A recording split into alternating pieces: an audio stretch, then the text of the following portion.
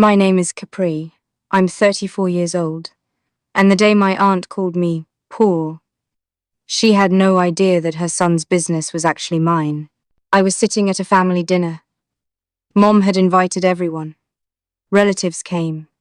Food was on the table. Everyone was talking. My Aunt Patricia was there too, with her son, Ryan, 32 years old. A successful businessman, that's what he called himself. Patricia always praised her Ryan.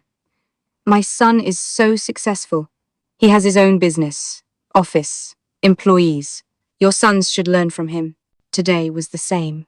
Ryan was talking about his business. We made record profits this quarter, opening a new office downtown. Everyone was impressed. Wow, Ryan, you're so successful. Patricia looked at me. Her gaze was judgmental. Always had been. And Capri, what are you doing these days? She asked, but her tone had no interest. Just mockery. I do freelance consulting, I said. Patricia rolled her eyes. Freelance? Meaning no fixed job? Shh. Shh. At your age, people are settled, Capri. People like you. You just sit at home. An awkward silence filled the room. Aunt Patricia, I don't just sit at. She raised her hand and stopped me. Honey, I'm giving you a reality check. Look at my Ryan. Successful, settled, has his own business. And you're, how do I say this nicely? You're basically poor. Poor. She called me poor. In front of everyone. Mom was uncomfortable. Patricia, please. No, what am I saying wrong? Capri doesn't have a proper job. No stability. What guarantee is there in freelancing? Money today, gone tomorrow. Ryan was laughing too. Mum's right. Freelancing is not a real career. People do it when they have no other option. Uncle Tom added, Exactly. You should find a proper job, Capri. Go corporate. You'll get benefits. Security. Cousin Emma whispered to her mom, Capri has always been, unsuccessful. I sat there, everyone's eyes on me, everyone's judgment on me, but I didn't say anything, just smiled. Because I knew a secret. A very big secret. Ryan's business, that successful company he was bragging about, it was mine, completely mine. I was the anonymous investor. I had bought 70% of the shares 2 years ago. Legally, technically, officially, I was his boss. But Ryan didn't know. Nobody knew. All documents were under company lawyers' names. All transactions through private entities. Ryan thought his business was succeeding because he was smart. But actually, I was the one making decisions. I was the one creating strategies. I was the one approving investments. And now Aunt Patricia had called me poor. Dinner ended. Everyone went home. But Patricia's words kept spinning in my mind. Poor. Unsuccessful. No real career. That night I decided, enough was enough. It was time to reveal the truth, but I didn't want to tell them directly. No. I wanted Ryan to find out, and then have him tell his mom. And then I'd see Aunt Patricia's face when she learned that her poor niece was actually her successful son's boss. Before I tell you how I revealed the truth and watched my aunt's world crumble, hit subscribe and like this video. Because when Ryan discovered who really owned his business, his shock was absolutely priceless. Look, I spent the next week planning. I needed Ryan to discover the truth, naturally. Not from me, but from documents, from facts he couldn't deny. I called my lawyer, David. I need you to schedule a shareholder meeting. Make it mandatory. Send official documents. Are you sure about this, Capri? David asked. Once he knows, there's no going back. I'm sure. Send the documents to Ryan's office. Make sure he sees my name as majority shareholder. 3 days later, my phone rang. It was Ryan. He sounded confused, panicked. Capri, Can we meet? I need to talk to you about something urgent. Sure. Coffee shop on Main Street. Yes. Now. Please. I got there first. Ordered my coffee. Waited. Ryan walked in looking stressed. His hair was messy. Eyes were wide. He had papers in his hand. He sat down across from me.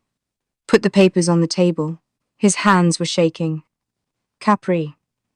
These documents. They say you own 70% of my company. This has to be a mistake, right? Some kind of error? I took a sip of my coffee, looked at him calmly. It's not a mistake, Ryan. His face went pale. What? 2 years ago, your company was failing. You were about to go bankrupt. You needed investors desperately, remember? Yes. But we got an angel investor. A private equity firm. They saved us. I smiled. That private equity firm? That was me. I set it up, used lawyers to keep my identity hidden, and I invested $2 million to save your company. Ryan's jaw dropped. You? But how? You're just a freelancer. Just a freelancer? I repeated. Ryan, I've been consulting for Fortune 500 companies for 10 years. I make more in a month than most people make in a year. That freelancing you and your mum mocked, it made me a multi-millionaire. He couldn't speak, just stared at me. Every major decision in your company for the past 2 years, I approved it. Every strategy, I helped create it. Every profit you bragged about, I made it possible. Why? His voice was barely a whisper. Why didn't you tell me? Because I wanted to see if you had what it takes. If you could run a business with the right support. And you did okay. But you also got arrogant. Started thinking you did it all alone. Ryan put his head in his hands. Oh God. The dinner. What my mom said to you. What I said to you. Yes. Your mom called me poor. Said I had no real career. You laughed. You agreed. I'm so sorry, I didn't know. You didn't know because you never asked. You assumed. Just like your mum assumed. Just like everyone in this family assumed. He looked up at me. What happens now? Now? Now you have a choice. I can either sell my shares, find new investors, and you can run your business without me. Or you can acknowledge the truth. Give me the credit I deserve, and we continue as partners. Partners? Yes. But real partners. Where my contribution is acknowledged. Where you stop pretending you did this alone. Ryan nodded slowly. I want to continue. I want you as a partner. A real partner. But how do I tell my mom? You take her to your office. Show her the documents. Let her see with her own eyes. 2 days later, Ryan called his mum to his office. He didn't tell her why. Just said it was important. I was already there. Sitting in the conference room. Waiting. When Patricia walked in, she saw me and frowned. Capri? What are you doing here? Ryan gestured for her to sit. Mom, there's something you need to know. He laid out the documents. Shareholder agreements. Investment records. Everything. Patricia's eyes scanned the papers. Her frown deepened. What is this? Mom, remember when I told you my company was saved by an investor 2 years ago? Yes, that equity firm. That equity firm was Capri. Patricia's head snapped up. She looked at me, then at Ryan, then at the papers. What? Capri owns 70% of my company. She's been the majority shareholder for 2 years. She's my boss. The color drained from Patricia's face. She looked like she'd seen a ghost. That can't be. She's poor. She's a freelancer. She's a millionaire, Mom. She makes more money than anyone in our family. And she saved my business when I was about to lose everything. Patricia looked at me. Really looked at me. For the first time I saw something in her eyes, shock, shame, regret. You You own Ryan's business? Yes, I said calmly. I do. But at the dinner, I called you. I said you were poor. Yes, you did. Her hand started shaking. I didn't know. How could I know? You could have asked. You could have not judged. You could have not assumed that just because I don't brag about my success, I don't have any. Ryan added, Mom, Capri has been running strategy meetings, approving budgets, making major decisions. Everything I thought I was doing alone. She was helping me, guiding me. Patricia's eyes filled with tears. I'm so ashamed. Capri, I'm so sorry. I was cruel to you, judgmental, and the whole time you were. Successful? Yes, quietly successful. Because I don't need to announce my achievements at family dinners. I don't need validation from people who don't value me. She stood up, walked over to me. Please forgive me. I was wrong. So wrong. About everything. I looked at her. This woman who had mocked me, belittled me, made me feel small. Aunt Patricia, I'll forgive you. But things need to change. No more judging people based on appearances. No more assuming someone's worth based on what you see on the surface. She nodded, tears streaming down her face. Yes, I promise. I'll do better. Ryan stood up too. Capri, thank you. For saving my business. For believing in me even when I didn't believe in you. I owe you everything. You don't owe me everything, Ryan. But you owe me respect. And acknowledgement. Can you do that? Yes, absolutely. The next family dinner was different. Very different. Patricia made sure everyone knew the truth. I want to make an announcement. I owe Capri an apology. A public apology. Everyone stopped eating. Looked at her. At our last dinner, I called Capri poor. Said she had no real career. I was wrong. Completely wrong. Capri is she's actually the owner of Ryan's business.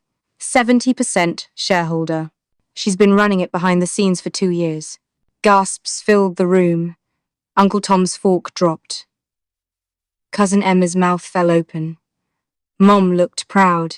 Capri is a millionaire, a successful consultant, and I judged her without knowing anything. I'm ashamed, and I'm sorry. Everyone turned to look at me. But this time, it wasn't with judgment. It was with respect, with admiration. Ryan stood up. Capri saved my company. Without her, I would have lost everything. She's not just successful, she's brilliant, and I'm honored to have her as my partner. Uncle Tom came over after dinner. Capri, I apologize too. I told you to get a corporate job. I had no idea you were already doing something so much bigger. Cousin Emma hugged me. You're my hero. Seriously, I want to be like you. But the best moment was when Aunt Patricia pulled me aside. Just the two of us. Capri, I don't expect you to forgive me completely. What I did was unforgivable. But I want you to know, you've taught me a valuable lesson. Never judge a book by its cover. Never assume someone's situation based on what you see. Thank you, Aunt Patricia. That means a lot. And one more thing. I'm proud of you. I should have said that years ago, but I'm saying it now. I'm proud of you. You know what I realized? Success doesn't need to be loud. It doesn't need to be announced at every family dinner. Real success is quiet, confident, secure. My aunt called me poor. She mocked my freelancing. She thought I was unsuccessful. But secretly, I owned her son's business. I was the reason he had a company to brag about. I was the power behind his success.